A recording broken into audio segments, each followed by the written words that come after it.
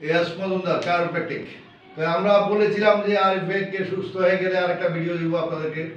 আপনারা অনেকে অবগত আছেন যে আরিফ আসছিল আমাদের এখানে হিপ জয়েন্ট ব্লক নিয়ে।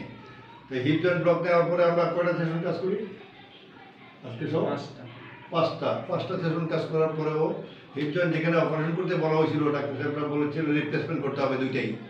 তো আমরা দুইটার মধ্যে এটাকে আমরা ছেড়ে দিয়েছি। ছেড়ে দেওয়ার পরে তোমাকে যে আমরা এই ছুটি দিলাম, ছুটির মধ্যে তুমি কি কি কাজ করেছো বলো, জোরে বলো।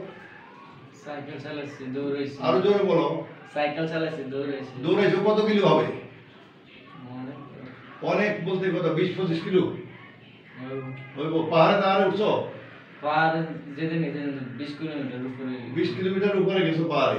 আচ্ছা, উপর দিকে তুমি এখন লাভ দাও তো, জোরে জোরে লাভ দাও উপরে। হ্যাঁ, লাভ দাও। আচ্ছা তো হ্যাঁ, নিচে বসো। হ্যাঁ, উঠো। আরো বসো। হ্যাঁ, ফাড়া ভাগ করো।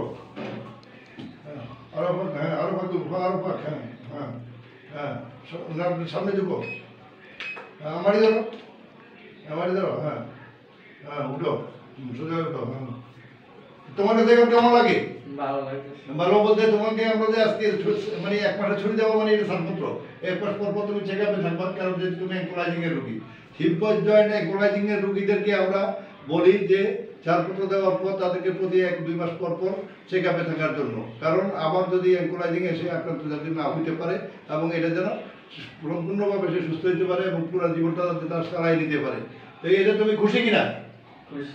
ওইখানে থাকায় বলো না মিয়া। খুশি। হ্যাঁ, আচ্ছা ঠিক আছে, খুদা হাফেজ।